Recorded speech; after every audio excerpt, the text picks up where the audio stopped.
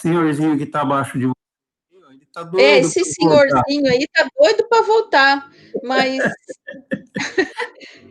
esse jovem senhor aí, capenga, está querendo retomar as atividades. Tá. Mas eu tenho, assim, só se a gente combinar, por exemplo, fizer um culto dos idosos. Então, over 60. Então, a gente faz um culto para cima de 60, que não me vá moço, entendeu? Não me vá gente infectar, não vai gente nenhuma, 60 para cima. E aí, é tudo grupo de risco entre si. Nós falamos isso ontem no conselho, só tem um problema, não vai lotar a igreja. Se fizer um culto acima de 60, lota a igreja. Não, a gente pode fazer assim, maior de 60, de A até J, depois de M, maior de 60, de M até o fim. Então, aí vai escalonando a turma, igual escolinha de criança, a gente vai ter que pôr esses velhinhos para se organizar. Eu acho que o dia do velhinho vai ter que ter o culto do velhinho, o dia da mocidade vai o culto da mocidade, o dia do pessoal da saúde, cuspir no Covid, vai o povo da saúde. Então, a gente vai ter que ser moderado nessa história. Eu quero evitar, eu passar para outro, acho que é o pior pensamento do mundo de contato. Assim, eu estou super assintomática, graças a Deus, mas eu não sei como controlar isso. A juventude, as crianças são muito assintomáticas, muito. Não sei como é que vai considerar. Sobrar agora para os presbíteros com menos de 60, que são 3 só. O Eli vai ter que trabalhar dobrado agora, esses dias. Os outros são todos velhinhos. Gente, eu preciso rodar as classes aí, uma boa aula para vocês. Vai lá, manda um beijo nosso para essa turma de Senis aí. Thaís, manda um beijo para as crianças, viu? Diz que eu estou com saudade, o tio está com saudade. Pode deixar, vou mandar sim. Tá, um abraço. Vocês estão bem, né? Estamos bem, graças a Deus. Então tá bom. Um abraço, então, para todos. Outro para vocês. Obrigado. Bom dia, turma. Bom dia. Bom dia.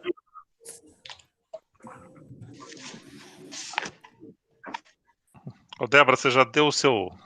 Não, estava conversando com o Eladio sobre a retomada, as opiniões, a gente estava falando sobre o coral, que eventualmente a gente ia ter que fazer, sei lá, grupos menores, a gente estava brincando aqui, refletindo em voz alta sobre como seria a retomada, mas só na base da brincadeira. Mas o que eu dei uma noticinha para ele é que realmente agora Campinas chegou a onda aqui para a gente, famosa primeira onda, e a gente tem 9.600 casos confirmados, mas isso também por conta do teste, que agora disseminou, né? A gente tem teste em farmácia, a gente tem teste em várias localidades, então a testagem aumentou muito, e com isso o número de casos positivos. Muita gente não sabia que estava positivo, e agora com o teste fica sabendo. O número de óbitos, 362, o Mauro foi confirmar para mim agora de manhã num site que a gente tem de confiança, e o que aumentou razoavelmente a curva de óbitos não está tão alta, mas os casos moderados, enfermaria é que a gente está tendo um aumento um pouquinho acima do normal. UTI, ocupação de leitos graves, está mantendo na média. E o óbito também estabilizou. Assim, dentro da curva, né? Ascendente ainda. Mas a enfermaria com casos moderados, sem necessidade de o seu microfone está aberto. Sem necessidade de intubação, sem necessidade de cuidados mais intensivos, esses aumentaram bastante. E uma estatística que eu vi, eu não sei se eu posso falar mais um minutinho, é um fator interessante que o pessoal tem comentado nos grupos que são razoáveis, né? Não são partidários, não são grupos políticos, é que a doença ela tem se mostrado muito mais circulatória do que respiratória. Então, assim, a entrada do vírus seria via respiratória mesmo, proteção, máscara, a entrada é a mesma, mas esse vírus ele se espalha rapidamente pela corrente. Então, o grupo maior de risco são os cardiopatas, hipertensos e com doenças circulatórias. Então, pessoas que têm uma predisposição já dessa parte circulatória. E depois disso, os diabéticos, em terceiro grupo, neurológico, depois os pneumopatas. Então, assim, o pulmão entra como um órgão à distância, é um órgão-alvo também, que é muito mais fácil de se observar, pneumonia, insuficiência respiratória, mas já existe um distúrbio de coagulação, e o grupo que houve mais crítico, assim, que está predominando nas intensivas, é o pessoal da circulatório, cardiologista. Então, eles estão pedindo encarecidamente para o pessoal frequentar seus cardiologistas e fazer o controle de doenças cardíacas, hipertensão, doenças circulatórias, que esse sim é um grupo que está sofrendo uma evolução mais desfavorável. Beleza? Ok, tá bom, Se tiver alguma dúvida, aí depois a gente vai comentando. tá bom.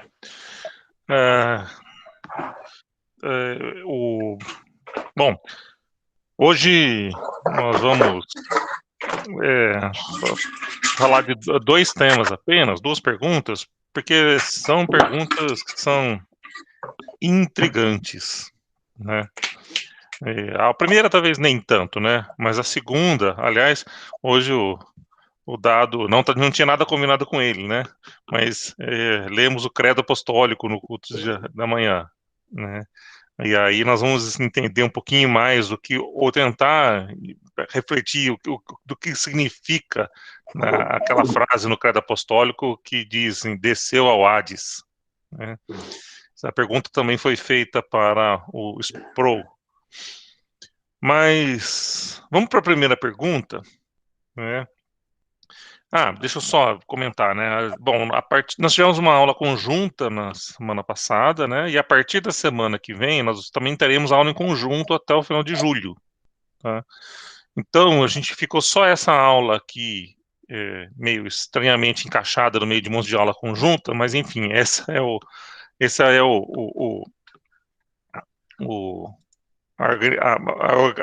planejamento. Então, para não começar nenhum outro capítulo, eu fui pegar no fim do livro, tem umas perguntas intrigantes ou de passagens bíblicas de difícil compreensão, né? Então, por isso que eu fui lá e peguei duas perguntas daquela lá, para a gente não começar um capítulo à parte, né, hoje, e depois só voltar nele em agosto. Tá? Então, a pergunta número 1 que foi feita, a pergunta não foi exatamente essa, eu mudei um pouquinho a pergunta, mas a ideia é a mesma, né? Até porque essa palavra, essa frase dita por Jesus, está muito em voga hoje, né? Muito dita, uma vez que ela foi dita pelo presidente, né? E a pergunta foi feita, na verdade, o que Jesus quis dizer em João 8,32, quando diz lá, conhecereis a verdade e a verdade vos libertará.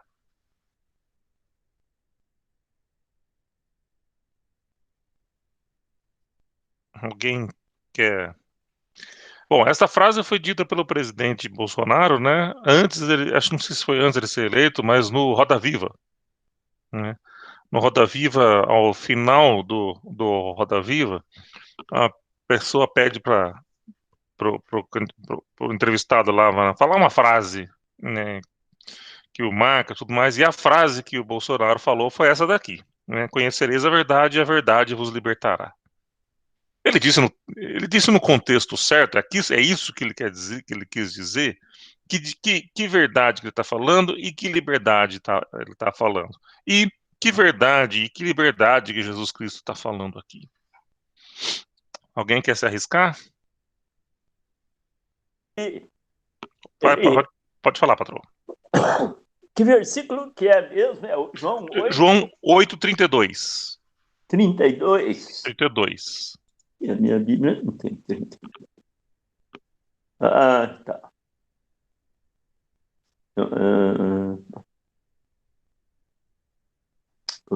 Cara. Conhecereis a verdade e a verdade vos libertará. Muito bem. Depois a gente vai ler um pouco mais, um pouco antes e um pouco depois, quando a gente for dar uma resposta mais completa, né? Mas antes, queria escutar um pouco de vocês aí, né? Bom, tem um sentido que é óbvio, né? Jesus Cristo é a verdade. E todos aqueles que conhecem a Jesus Cristo terão a salvação.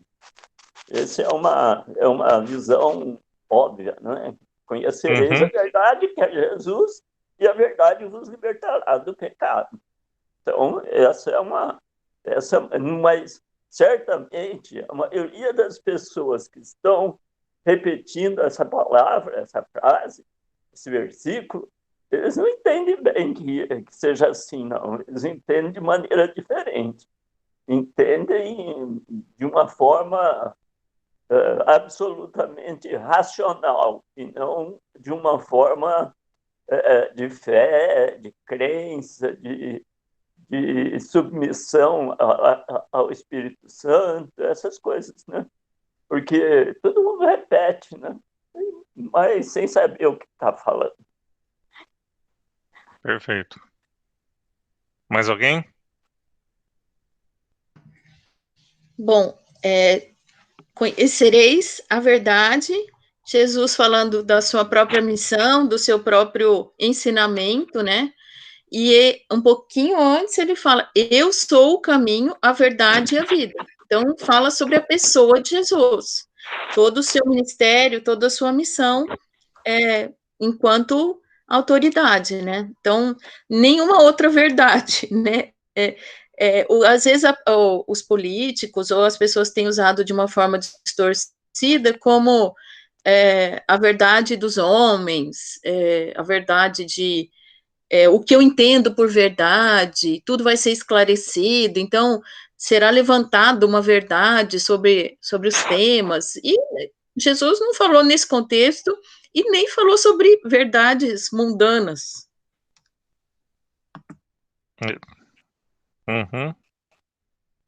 Mais alguém?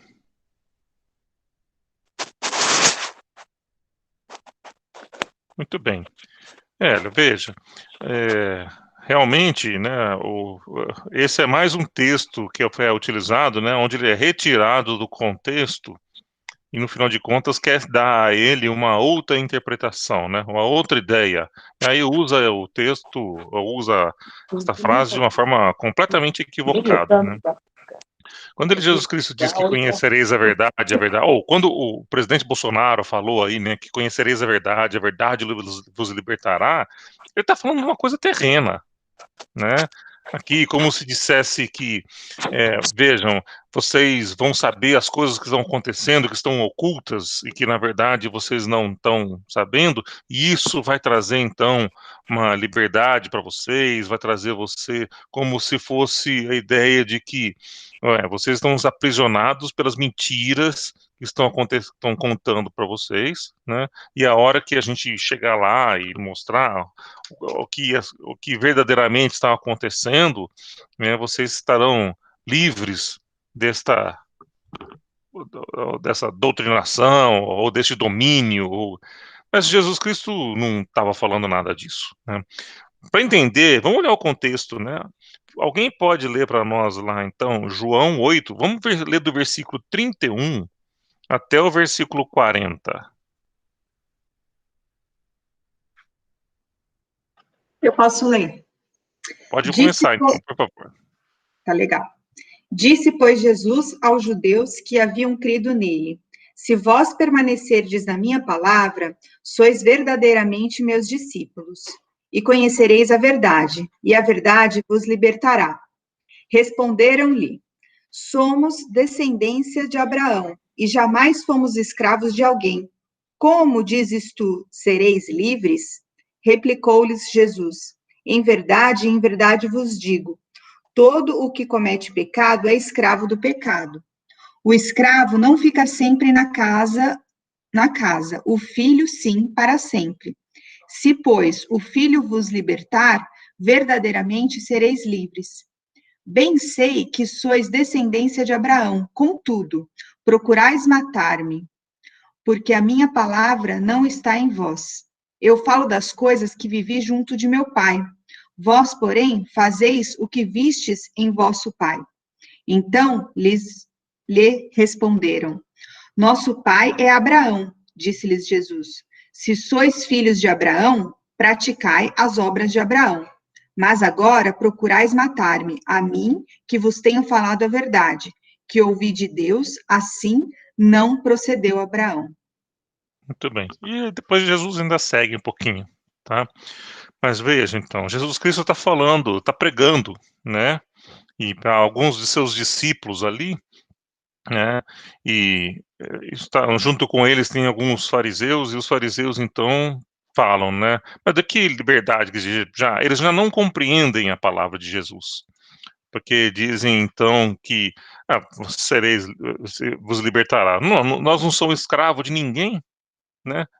Libertar da gente do que se nós não somos escravos? E Jesus Cristo, então, fala que todo aquele que pratica, então, o pecado é escravo do pecado. Então, é desta libertação que Jesus Cristo está falando. Ele não está falando de uma libertação política, não está falando de uma libertação financeira, nem de uma libertação religiosa, digamos assim, onde a pessoa poderia ser doutrinada e dominada por uma religião, né? Ou de liberdade religiosa para que a pessoa possa praticar a sua religião. Não é dessa liberdade que Jesus Cristo está falando.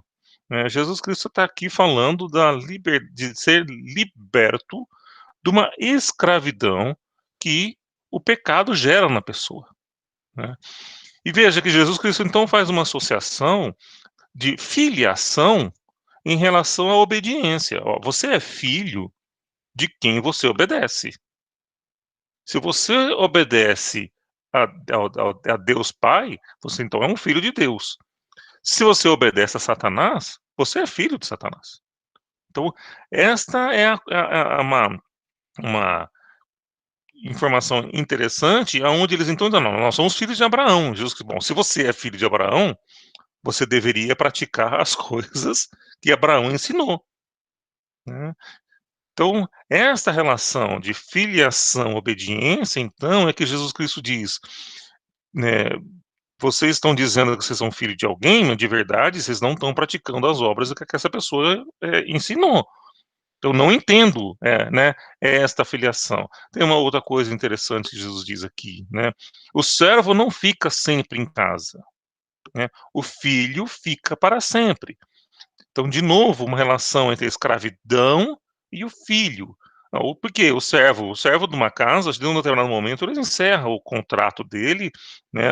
Ou de um determinado momento, a pessoa, né, já não, mesmo sendo escravo, não tem mais muita função, não tem muito mais servidão, a pessoa abandona. O filho não, o filho vai ficar eternamente dentro da casa. Então, Jesus Cristo aqui está falando de novo de uma moradia eterna, onde aqueles que são servos e servos do pecado, né, não vão morar com ele.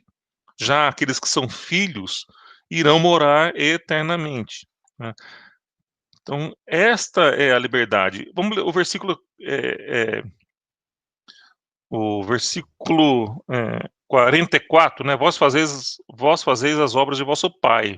Disseram-lhe, pois, nós não somos nascidos de fornicação. Temos um pai que é Deus.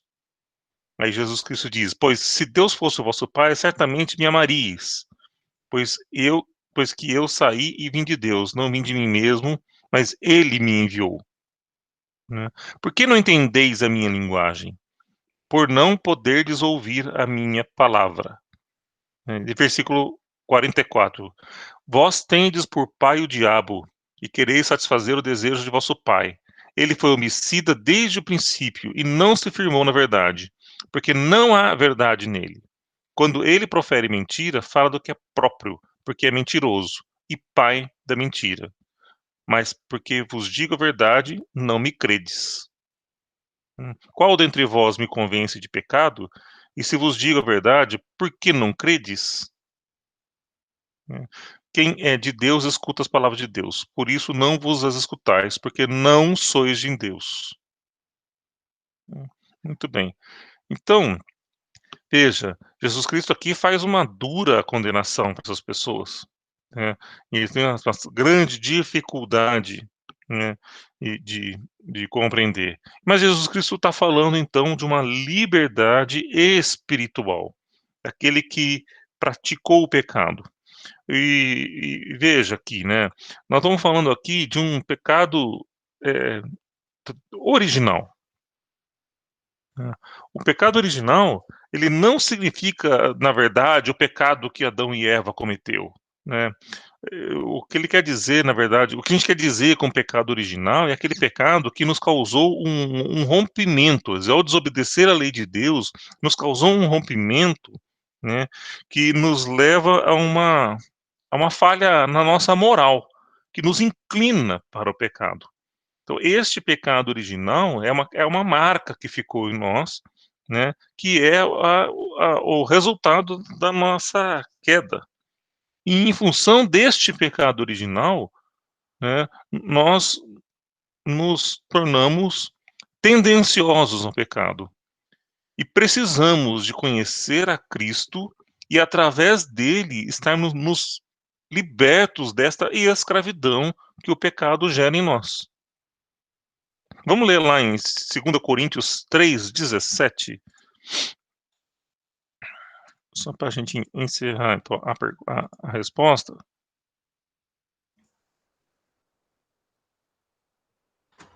Segunda Coríntios 3:17.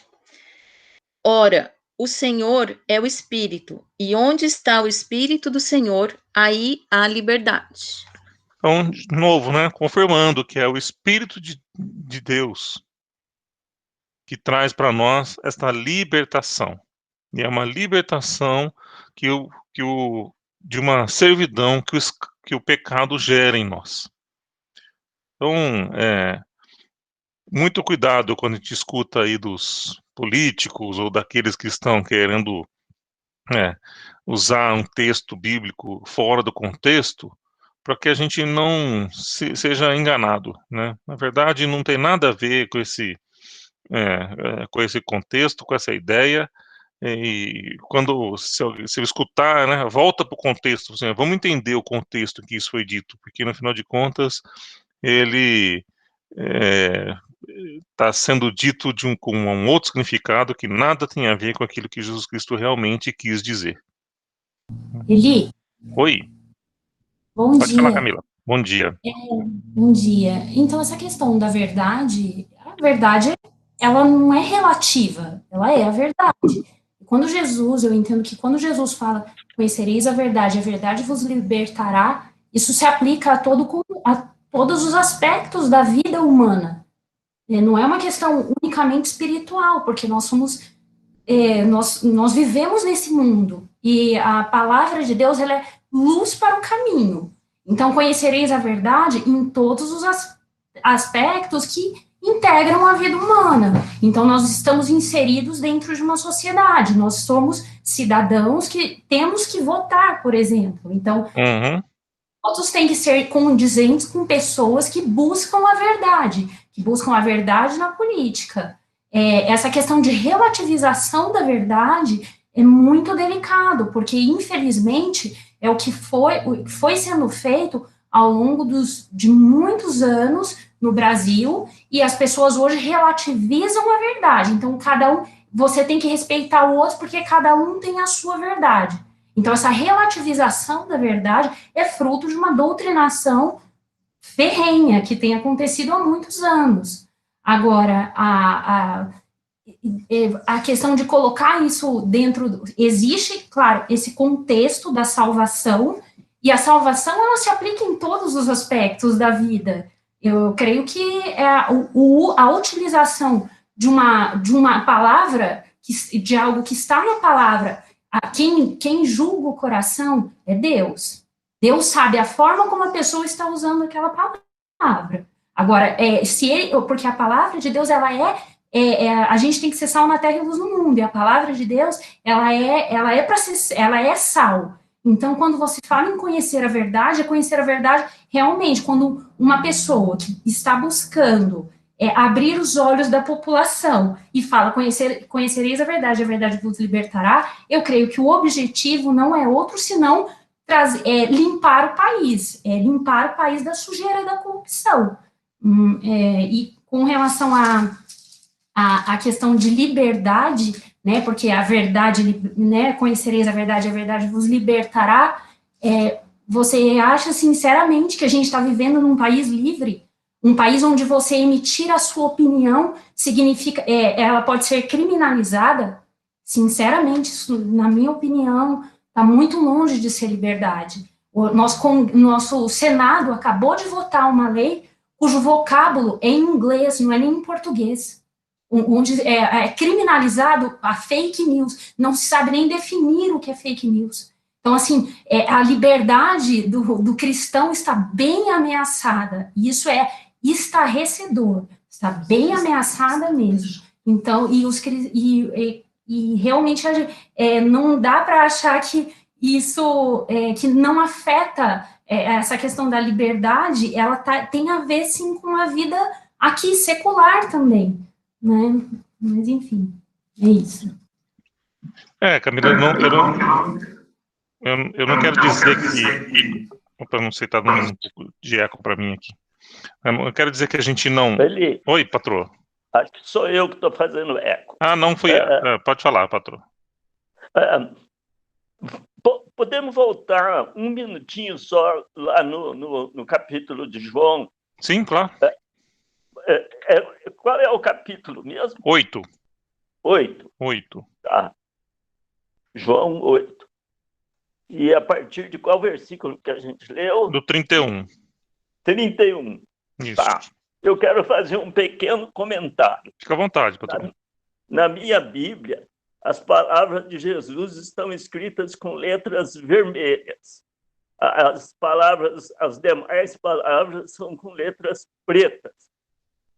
Eu quero falar um pouquinho sobre as letras pretas. Eu sei que nem todos têm essa distinção, mas eu vou comentar 2 ou 3 coisas que estão escritas em letras pretas. Primeiro,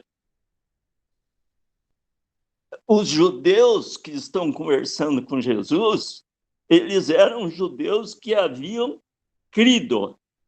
Uhum. Tá? Registrem isso. Depois, responderam no versículo 33, somos descendência de Abraão. Claro, eles são judeus, descendência de Abraão, e jamais fomos escravos. Ora, os judeus tinham sido escravos no Egito durante apenas 400 anos. E acho que eles já tinham esquecido que eles nunca tinham sido escravos.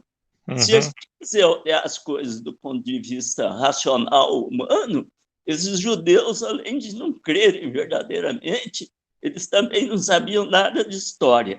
Uhum. Bom, deixa eu ver mais uma coisa. Aí no versículo 33, novamente, responderam-lhes, somos descendência de Abraão e jamais fomos escravos de alguém. Como dizes tu, sereis livres. Né? Quer dizer, eles acham que todos aqueles que eram da descendência de Abraão são livres, né? Porque acreditavam que a liberdade, que a salvação era pela observância da lei de Abraão. E a palavra de Deus no Novo Testamento repete muitas vezes que a salvação não tem nada a ver com a lei, não é pelo respeito à lei, mas é pela crença no sacrifício de Cristo.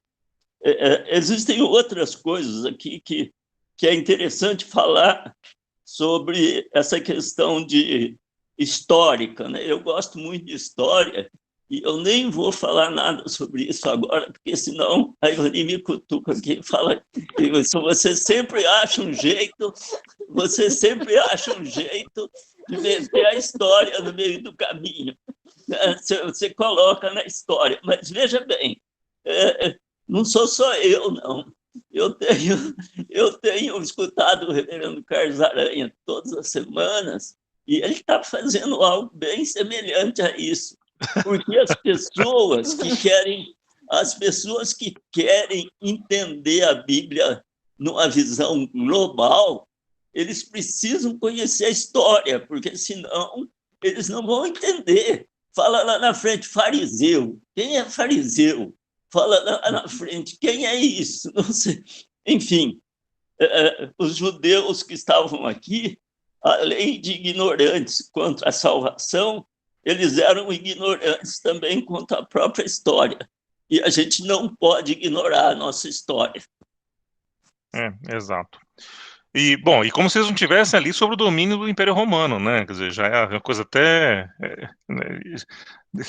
talvez eles até dissessem, não, eu nunca fui escravo, né? Nós nunca fomos. Nossos antepassados, sim, eu não, né? Como se eles não tivessem ali sobre o domínio do Império Romano. Mas, Camila, eu entendo o que você está falando, né? Eu só acho muito temeroso, né? A pessoa usar esse texto como se eu estou colocando, não, então eu vou conseguir trazer uma certa luz, uma certa verdade, porque você está se comparando com Cristo, né? Esse é o tamanho da missão que você está assumindo. Quando você diz isso, essa palavra, né? Você está dizendo, então, que você vai trazer tamanha verdade que vai libertar o povo. Né? Então, assim, eu acho temeroso. Eu acho um uso equivocado. Né? Concordo com algumas coisas que o presidente faz, não concordo com outras que ele faz. Mas é mais para a gente... Eu trouxe esse texto aqui exatamente porque essa é uma frase que foi muito... e tem sido muito dita ultimamente, né? E é bom a gente compreender e entender o contexto dela, tá? Sem querer politizar ou sem querer polemizar. Ele, só para encerrar, assim, para fechar essa janela aí, eu acho que a pessoa que se coloca nesse sentido, conhecereis a verdade vos libertará, ela se torna uma janela muito grande, ela vai ser alvo de muita crítica, e ela está assumindo, como você falou, um risco desnecessário, assim, uma postura importante. E algumas pessoas menos esclarecidas, que não têm essa visão bíblica que a gente tem, consideram a pessoa um mito. E aí você diz que vai ter a verdade libertará, você cria uma expectativa muito grande. É como você falou, eu não estou defendendo, não estou acusando, mas estou dizendo da importância dessa fala. E eu acho que a pessoa que diz, conhecereis a verdade vos libertará, devia completar com o versículo que está embaixo, que diz o seguinte: se, pois, o Filho vos libertar, verdadeiramente sereis livres. Ponto. Não sou eu, não é o Filho. Então, assim, a pessoa fala uma frase muito vaga, como você falou, assim, solta, fora do contexto, como se ela tivesse alguma autoridade em relação a essa palavra. Mas ela não diz quem é quem é o que vai libertar realmente. Se, pois, o Filho vos libertar, verdadeiramente sereis livres. Então, assim, eu posso te ajudar a esclarecer alguma verdade distorcida na política, na ação social, mas quem vai realmente trazer a liberdade é o Filho de Deus. Né? Exato. Então, nesse contexto, nenhum cristão pode citar a Bíblia quando está falando, porque ele nunca vai citar a Bíblia completa. Ele vai sempre citar a Bíblia dentro de um contexto que ele entende adequado. Ele entende que se aplica àquele versículo. É óbvio que todo mundo que fala vai tentar falar de uma maneira... espera-se que a pessoa fale de uma maneira adequada a respeito da Bíblia. Mas então, se for seguir essa linha, então um cristão não pode citar a Bíblia na hora que ele está conversando, porque ele não vai citar o contexto inteiro.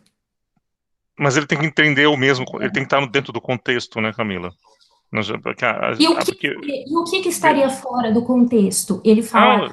Eu, sinceramente, não consigo entender o que está fora do contexto dizer: conhecereis a verdade vos libertará, num país onde a população está escrava, cativa há anos, e sem saber do lamaçal de corrupção em que nós estávamos envolvidos, ou aceitando isso passivamente.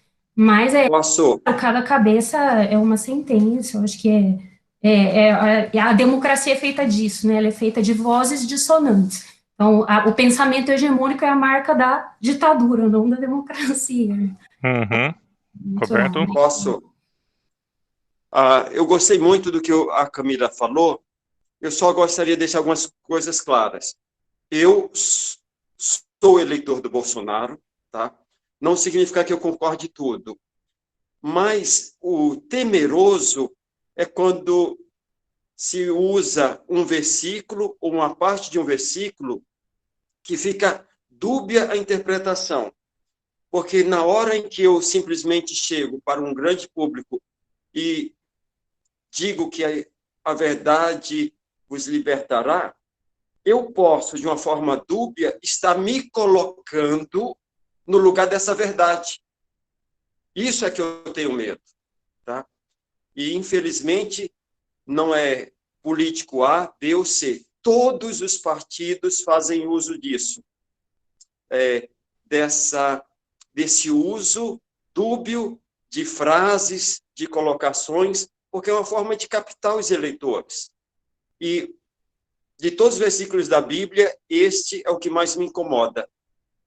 Porque uma pessoa das ciências exatas, se somar 2 mais 2, vai dar 4. Se um médico prescrever uma medicação para determinada patologia e o paciente ficar curado, o médico vai dizer: você está curado. Não existe dúvida. Então, o que me incomoda nesse versículo é que Jesus é muito claro. Ele é a verdade. Então, em relação aos meus pecados, aos meus medos, às minhas desilusões, ele é a resposta. E não tem reticência, é ponto final. Então, só para concluir, devemos ter muito cuidado com o uso político do evangelho. É isso. Perfeito. Perfeito, Roberto. Muito bem. Vamos, então, para a segunda pergunta. A segunda pergunta pode gerar também um pouco de dificuldade de compreensão, né? Talvez ela não gere tanta polêmica, né? Mas ela gera dificuldade de compreensão. Tá? Que nós vimos no culto hoje cedo, né? E lemos o credo apostólico, que fala lá, quando vai falar de Jesus Cristo, né? Creio, né, no Filho, né, concebido da Virgem Maria, padeceu na mão de Pôncio Pilatos, foi crucificado, morto e sepultado, desceu ao Hades e ressurgiu ao 3º dia. Muito bem. A pergunta que foi feita: o que quer dizer no credo apostólico quando diz que Jesus desceu ao Hades, ou desceu ao inferno? Ele deixa só, antes do pessoal colocar sua posição, eu não falo essa frase. Eu já falo por mim.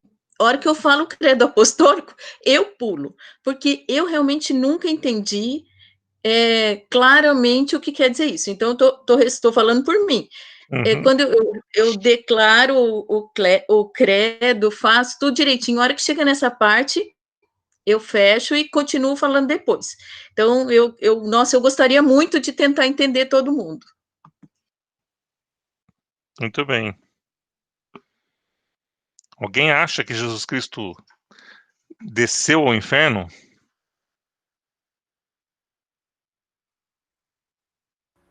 Ele sofreu. Se ninguém falar nada, eu falo. Né? Ele ficou no inferno por nós por algum período. Vamos dizer assim, por 3 dias, ele sofreu no inferno no nosso lugar.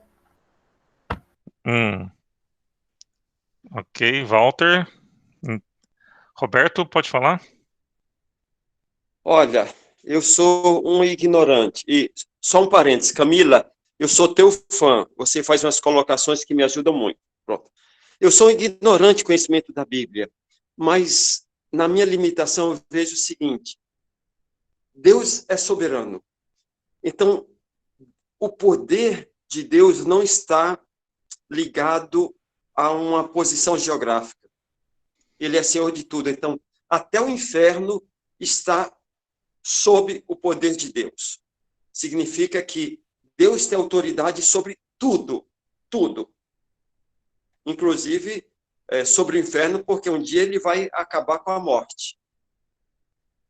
Então, se Jesus foi lá, eu tento fazer essa leitura simbólica para dizer que ele tem soberania até sobre o inferno, é isso. Mais alguém quer comentar? Vamos colocar mais lenha nessa fogueira aí. Alguém lê para nós Efésios 4:9.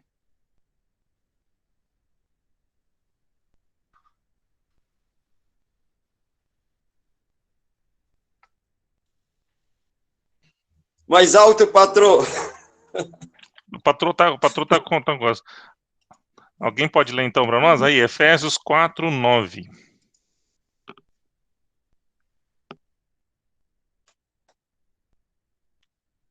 Efésios 4, já estou pegando aqui. Vamos lá. Ora, que quer dizer subiu, senão que também havia descido até as regiões inferiores da terra? Aí, Paulo, então, está falando aos Efésios, né? Que Jesus Cristo tinha descido até as regiões inferiores da terra.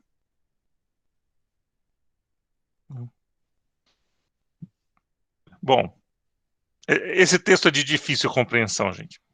Realmente, esse texto aí de Efésios, depois não podemos ler o 1 Pedro, eu vou ler outros trechos, né? Mas aí vale a gente lembrar um pouquinho, né? O que é o credo apostólico, né? O credo apostólico, então, é uma afirmação, né? Aonde você, através desse pequeno trecho, você consiga, então, apresentar, né, a questão principal do Evangelho, né? Então, dizer que Deus Pai é o Criador de todas as coisas, cremos que Jesus Cristo foi quem morreu e ressuscitou, venceu a morte para a nossa salvação, e creio também no Espírito Santo, né? Então, e de uma forma muito sintetizada, a ideia é que você possa, através desse pequena recitação, conseguir compreender e guardar na memória, né, o cerne do ensinamento, né, cristão e do Evangelho. Tá? Esta é a ideia. Mas o credo apostólico, ele nasceu no século II ou no século III. Tá? E ele foi muito revisado, né? Escrito por diversas vezes, ele troca algumas palavras, e na verdade ele tinha duas frases. Eu li ontem um estudo de uma pessoa que ela fez um estudo inteirinho sobre a questão do credo apostólico, sobre essa questão do desceu ao inferno, porque ela tem significados diferentes dependendo da sua doutrina, tá? Os arminianos pensam de uma forma, os calvinistas pensam de outra forma, os luteranos pensam de outra forma, tá? Então ela tem significados diferentes para cada uma das doutrinas. Nós vamos trazer a doutrina calvinista, que é a nossa doutrina, tá? Então, essa pessoa, ela estudou, é um pastor presbiteriano, ele estudou todo este assunto, né? E foi estudar historicamente e diz que era alternado a colocação de foi crucificado, morto e sepultado, e a outras vezes tirava-se esta frase do credo e colocava-se que desceu ao Hades. Tá? Então, uma hora parecia foi crucificado, morto e sepultado, outra hora colocava-se desceu ao Hades. E a polêmica toda surgiu quando, uma determinada revisão, segundo ele, aproximadamente lá no século III ou século IV, essas duas afirmações foram colocadas juntas. As duas afirmações foram colocadas como foi crucificado, morto e sepultado, desceu ao Hades. Aí trouxe toda esta confusão e toda essa interpretação.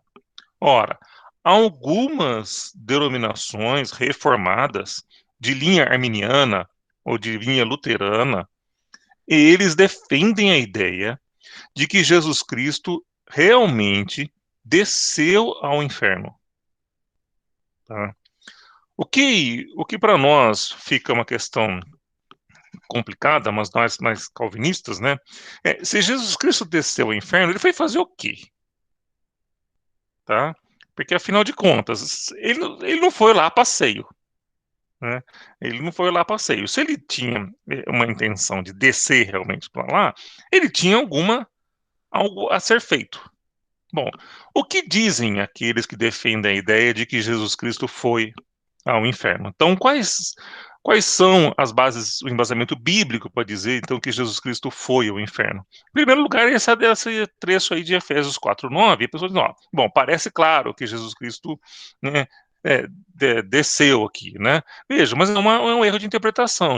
Paulo não está querendo dizer aqui, bom, primeiro essa ideia de que, como está escrito aqui, né, que descido às partes mais baixas da terra. Tá? Não está querendo dizer a ideia de que, então, a parte mais baixa da terra, como se o núcleo da terra ou o centro da terra fosse a ideia do inferno. Esse é um conceito que nós temos. Mas, de fato, o que Paulo está querendo dizer aqui é que por que ele subiu? Ele ressuscitou. Porque se ele ressuscitou, é porque ele foi morto. E ele foi morto, foi enterrado. Não foi sepultado. Se foi sepultado, esta é a ideia. A ideia aqui que desceu as partes mais baixas da terra, na verdade, é a ideia de que ele foi morto. E ele só pode ter ressuscitado porque ele morreu. Porque se não morreu, não há a ressuscitação. Tá? Então, a ideia aqui de Paulo é de que ele ressuscitou da tumba, ou realmente foi morto. 1 Pedro 3,18, vamos complicar mais aqui. Outro texto utilizado para defender a ideia de que Jesus Cristo foi ao inferno.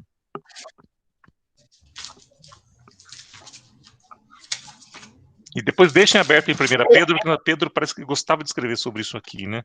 E nós vamos ler outro trecho. Na minha Bíblia, desculpa, na minha Bíblia, esse texto de Efésios, ele tem uma notificação embaixo dizendo assim, e desceu as porções inferiores da terra, ou desceu as porções inferiores, a terra. Então, assim, que a terra em si seria a porção inferior. Uhum. É uma notificação que tem aqui. Ok. Muito bom. 1 Pedro 3,18.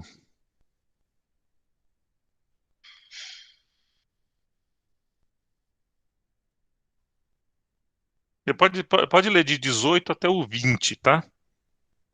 Pois também Cristo morreu uma única vez pelos pecados, o justo pelos injustos, para conduzir-vos a Deus, morto sim, na carne, mas vivificado no Espírito, no qual também foi e pregou aos espíritos em prisão, os quais, noutro tempo, foram desobedientes, quando a longanimidade de Deus aguardava nos dias de Noé, enquanto se preparava a arca, na qual poucos, a saber, 8 pessoas foram salvas através da água. Que trecho complicado, é isso? É difícil até de ler, né? Esse É verdade. texto você tem que ler umas 3, 4 vezes para você fazer. É isso que eu estou lendo mesmo, né? Esse é um texto Parece que complicado. mistura as coisas. Isso, e parece que mistura e vai no tempo, vai para. Mas vamos ver lá só, no versículo 19, no qual também foi e pregou aos espíritos em prisão, né? Que espírito em prisão, tá? É um texto de difícil compreensão. Aliás, essa explicação aqui nem é do Sproul, tá? Essa é uma explicação que eu achei do reverendo Augustus Nicodemos. E achei realmente muito interessante. Veja, Pedro aqui, né, está falando que Jesus Cristo, então vamos lá, vamos com calma, né? Porque também Cristo padeceu uma vez pelos pecados e o justo pelos injustos, para levar-nos a Deus. Até aqui, né, muito bem. Mortificado na verdade, na carne, mas vivificado pelo Espírito. Tá? Bom, aqui há uma distinção, né, em que Jesus Cristo ele tem duas atuações. Ele tem duas atuações. Ele tem uma atuação humana, aonde disse do tempo em que ele permaneceu na Terra, né, encarnado, e cumpriu uma missão durante esses 30 e poucos anos em que ele viveu na Terra. Esta é uma missão de Cristo. Mas essa não foi, Jesus Cristo não esteve presente na história apenas neste período, né? No princípio criou Deus, desculpe, no princípio era o verbo, né? E o verbo se fez homem. Então, Jesus Cristo está presente desde o princípio. Então, então, Jesus Cristo tem essas duas atuações, uma atuação momentânea, encarnado, aonde ele faz a sua pregação e cumpre a sua missão como o Deus Pai encarnado, desculpa, Deus Filho encarnado, mas ele está presente na história desde o princípio. Portanto, ele estava presente no momento em que se preparava a arca, juntamente com Noé, ou através de Noé, né, para poder pregar aquele povo que seria condenado à morte caso eles não crescem. Tá? Então, por isso que, seguindo o texto, diz assim, os quais outro tempo foram também, no qual foi e pregou os espíritos em prisão. Que prisão é essa que nós estamos falando? Tá? Esta é a prisão do pecado, que nós acabamos de falar, né? Daqueles que são servos, daqueles que são escravos, tá? E os quais, no outro tempo, foram rebeldes quando a longanimidade de Deus esperava nos dias de Noé, enquanto se preparava a arca, na qual poucas, isto é, 8 almas se salvaram pelas águas. Poucas pessoas se salvaram, apenas a família de Noé. E quem eram esses espíritos em prisão? Essas pessoas que estavam lá, escravas do pecado, que não atenderam à mensagem de Noé. E a ideia é que Jesus Cristo estava lá neste momento também, ali, não como não como um enviado encarnado, mas como participante de toda a história, tá? Então, Noé não era Cristo, mas Cristo estava junto com Noé, enquanto Noé falava e pregava ao povo, chamando ao arrependimento. E para estes espíritos em prisão, ou seja, essas pessoas que estão condenadas pelo pecado, é que se está pregando. Então, não está aqui. E veja, algumas pessoas tiram deste texto a ideia, então, de que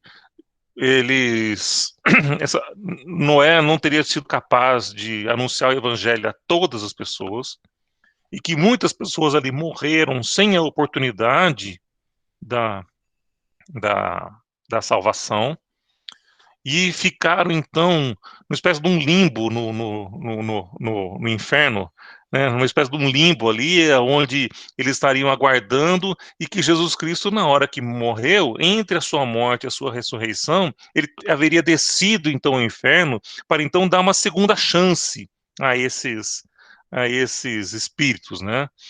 E veja, essa é uma definição dos arminianos, tá? Porque os arminianos têm muito essa questão de uma segunda chance, né? Após a morte existiria então uma segunda chance para que a pessoa pudesse se converter, tá? Então, os arminianos usam este texto para defender isso, mas é uma defesa muito difícil de a gente compreender. Afinal de contas, né, se não há, a Bíblia é muito clara, né, não há como sair do inferno e ir para o céu. Não existe essa possibilidade, né? E a gente pode ver isso na parábola entre o rico e o Lázaro, né? Onde está lá o rico olhando, né? Bom, eu não posso ir para o inferno, para o céu mesmo, né? Então deixa eu avisar meus parentes, minhas familiares, tudo mais, para que eles tenham uma vida diferente. Bom, então ali a gente aprende com a parábola de uma forma muito clara e transparente de que não há esta possibilidade. Ora, se não há esta possibilidade, por que Jesus Cristo iria lá pregar para essas pessoas? É uma pregação em vão, completamente inútil. Porque se não há nenhuma chance de como fala, de salvação, não há motivo que justifique que Jesus Cristo teria, interpretar que Jesus Cristo teria do inferno fazer esse tipo de pregação. Tá bom? Então, vamos ler agora, né, o 1 Pedro 4:6, né? Que é um outro texto que é utilizado para poder argumentar de que Jesus Cristo realmente desceu ao inferno. Então, 1 Pedro 4:6.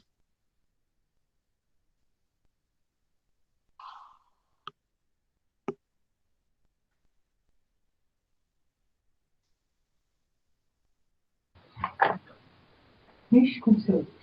Tá no meu? Pode ler. Posso ler? Pois, para este fim, foi o evangelho pregado também a mortos, para que, mesmo julgados na carne segundo os homens, vivam no espírito segundo Deus. Então, porque foi pregado o evangelho também aos mortos, né? Novamente, usam a ideia desse texto aqui para dizer, então, que, olha, realmente Jesus Cristo, então, teve uma passagem rápida ali pelo inferno, né, para que ele pudesse, então, fazer pregar ali para quem já estava morto, né? Veja, é uma interpretação equivocada. A gente não leu todo o contexto, a gente não vai dar tempo da gente ler todo o contexto, né? Mas a gente vai ver ali que o que Jesus Cristo está falando, que esses mortos são aqueles que são mortos em seus delitos e pecados, mortos nas suas ofensas, né? Afinal de contas, o que é a morte no final para nós? Tá? A morte é uma separação de Deus, tá? Então existe uma morte do corpo, né, e existe a morte da alma, vamos dizer assim, né, da morte do espírito. A morte do corpo, para nós, ela é uma morte momentânea, temporária, até então a ressurreição de Cristo, a segunda vinda de Cristo. Após a segunda vinda de Cristo, então há essa ressurreição do corpo, né, mas o espírito não morre.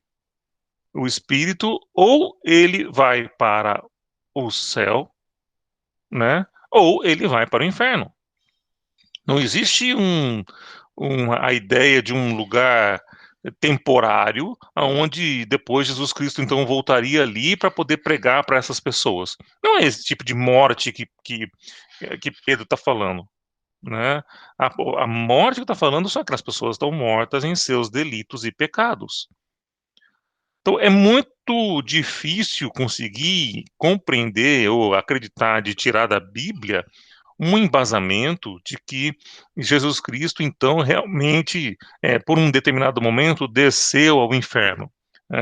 Existe uma teoria, uma doutrina da Assembleiana, né, que diz que Jesus Cristo desceu ao inferno para pegar as chaves as chaves do inferno e para mostrar a sua vitória, né? Mas não tem embasamento bíblico para dizer isso, né? Como é que eu vou pegar a chave de algo que eu já sou dono, né? Por que eu tenho que ir pegar, né, uma chave para entrar na minha casa, sendo que eu já sou dono da casa, né?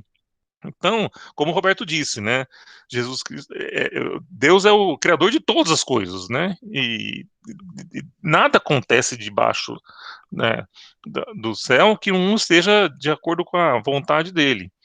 Não tem um lugar onde Deus não tenha domínio, né. Então, veja, parece que esse trecho que se coloca dentro do credo apostólico traz muito mais confusão do que esclarecimento. Mas, de fato, ele é aceito por nós, reformados calvinistas. A ideia do desceu ao Hades, na verdade, significa para nós o sofrimento de Cristo. O fato de que pesou sobre ele, no momento da crucificação, todos os pecados. Pesou sobre ele um momento onde houve uma separação de Deus. E neste momento dessa separação de Deus na sua morte, uma questão muito instantânea, né? Que não perdurou durante os 3 dias. Única e exclusivamente no momento da sua morte. E ele morre naquele exato momento, ele entrega o espírito dele a Deus. Alguém pode ler lá Lucas 23, 46?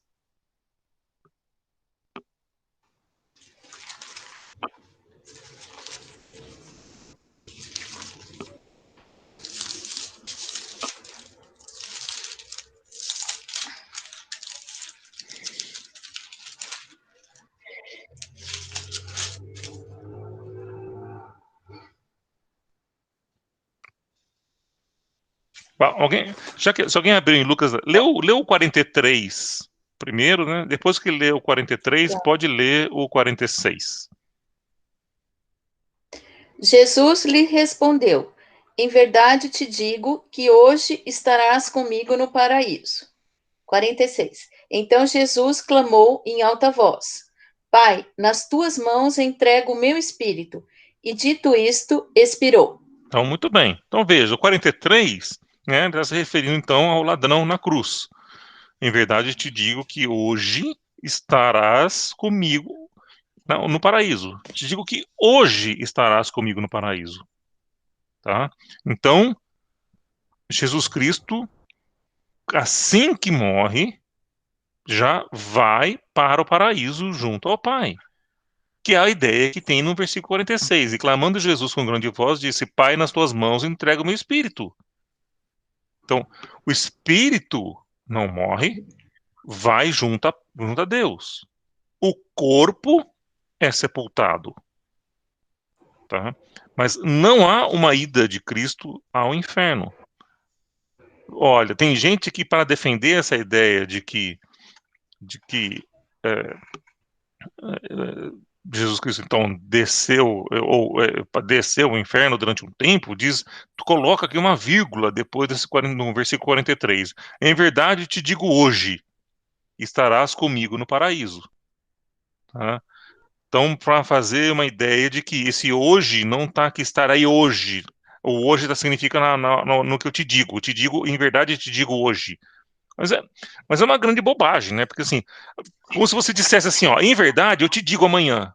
Ó, em verdade eu te digo ontem. Ué, não faz o menor sentido, né? É uma deturpação do texto, porque isso não tem significado nenhum. Então, hoje mesmo estarás comigo no paraíso. A ideia, então, de que Jesus Cristo foi ao paraíso imediatamente. E a hora que ele morreu, o Espírito, então, Pai, entrego o meu Espírito em tuas mãos. Então, veja, não há evidências na Bíblia que possam sustentar essa ideia de que Jesus Cristo desceu ao inferno. Não há Yes. nenhum tipo de evidência. Para quem é calvinista, não há nenhuma forma de defender esta ideia ou esta doutrina. Isso Eli, entendemos, a- Débora, entendemos isso no credo como o desceu ao Hades significa o sofrimento, semelhante ao sofrimento do inferno. Vamos dizer assim, semelhante à ideia de que Jesus Cristo ali padeceu um sofrimento grande e que neste sofrimento seria a ideia de que ele, através disso, nos resguardou, nos salvou, né, através desse seu sacrifício. Por isso que falamos, quando dissemos que desceu ao Hades, na verdade estamos falando da história. Foi sepultado, foi crucificado, morto e sepultado. Para isso, para nós, toda é a ideia de que Jesus Cristo passou pela morte, não de que ele desceu ao inferno para fazer seja lá o que for que algumas doutrinas defendem que ele tenha ido lá. Eli, excelente a sua explicação. Vou continuar não falando essa frase. Eu respeito demais a igreja, respeito o credo, mas eu entendi perfeitamente a sua explicação e eu saí consciente de três coisas que, na minha opinião, resume essa frase. Primeiro, a Bíblia, em nenhum momento, ela é clara em dizer que foi ao inferno mesmo, desceu às regiões infernais ou do inferno em si. Então, assim, para mim, foi muito boa os textos que você leu, que essas pessoas justificam essa frase. Outra coisa que para mim é muito clara é que não há comunhão entre a luz e as trevas. Então, Jesus sendo luz, não tinha o que fazer no inferno mesmo. Perfeito. Terceiro, a salvação ou a palavra, a pregação, ela tem toda a abertura enquanto a pessoa está aqui na Terra. Depois que ela morreu, ela só tem duas opções: vai para o céu ou para o inferno.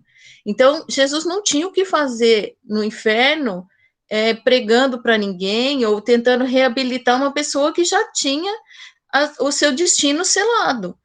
Como a gente viu nas aulas do Apocalipse, a pessoa tem a oportunidade de salvação enquanto ela é viva aqui na Terra. Acabou, acabou, entendeu? Então, esse pensamento de, às vezes, ter uma recuperação ou ter uma fase intermediária é uma interpretação distorcida da Bíblia e não entrou na minha cabeça e não vai entrar ainda. E isso eu tenho para mim que, às vezes, a gente tem que refletir no que a gente fala. Não é porque é uma coisa que já está...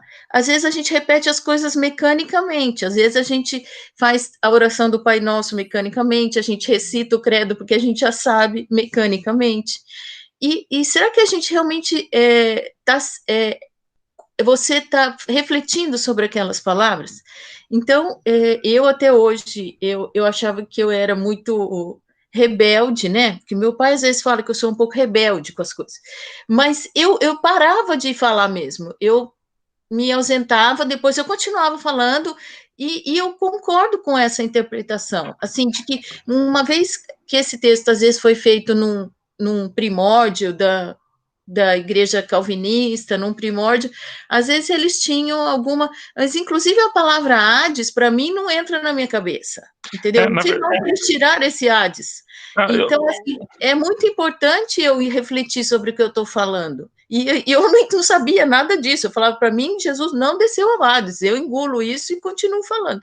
Então, assim, inclusive, eu queria até perguntar para você se você leu alguma coisa sobre o fato do Hades aí, que eu não sei nem o que significa esse Hades. O Hades, ele é um pensamento grego, tá? Então, tanto é que justifica a sua influência ali nos primeiros séculos, né? Onde a cultura grega influenciou demais. E para os gregos, a pessoa quando morria, ela ia ao Hades.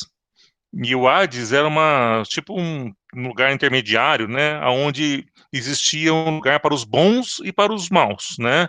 Os bons, ele ia para uma região do Hades chamada Elísio, né? O nome ajuda, né? Mas o Elísio era o lugar onde iam os bons, e o Tártaro era onde iam os maus, tá? Então, havia uma distinção, então, de que quando a pessoa morria, os gregos entendiam que eles iam para o Hades, e ali no Hades havia, então, essa separação. Mas veja, é um conceito diferente do nosso, tá? Porque, na verdade, para os gregos, o Hades é um único local com 2 departamentos diferentes, tá? Um departamento dos bons, um departamento dos maus, tá? Este não é o conceito bíblico. O conceito bíblico não é de um único local com uma separação. São locais diferentes. Então, quando nós falamos desse desceu ao Hades, não estamos falando desse Hades grego, que a cultura grega influenciou, tá? Nós estamos falando do sofrimento de Cristo, desta ideia. Mas alguém quer fazer algum último comentário? Nós aqui passamos 10 minutos, eu imaginei que a gente não ia conseguir fazer 3 perguntas hoje. Ô, Eli, então vamos fazer um mutirão para a gente tirar essa frase?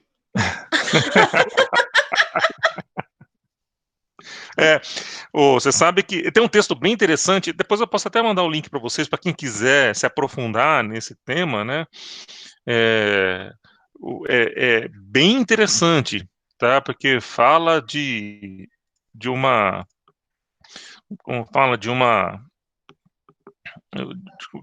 com a profundidade bem completa em relação a todas as doutrinas, o que cada uma defende, o que defende os arminianos, o que defende os luteranos, né? E é bem interessante. Eu vou postar aqui no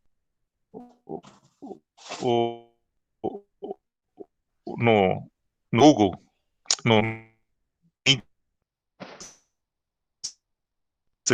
que eu depois esse texto aí, você precisa de tempo para ler, tá? Vai demandar aí umas 2 horas para investir, se você quiser ler, mas ele é bem interessante, tá bom? Gente, nós passamos aqui do tempo, eu quero agradecer a paciência de vocês em escutar a gente aqui, né? E dizer para vocês, então, que a nossa escola dominical continua, né?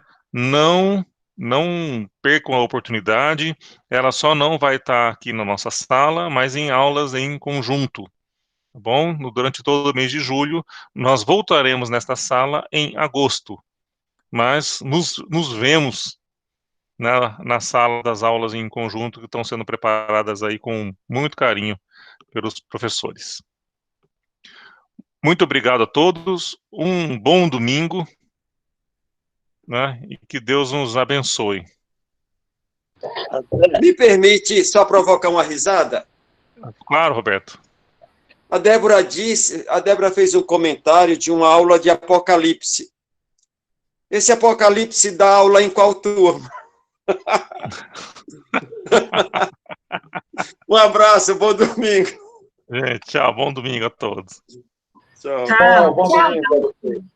Tchau, bom domingo. Deus abençoe. Ô, Leila, obrigado pela sua presença aqui hoje, viu, sua visita ilustre.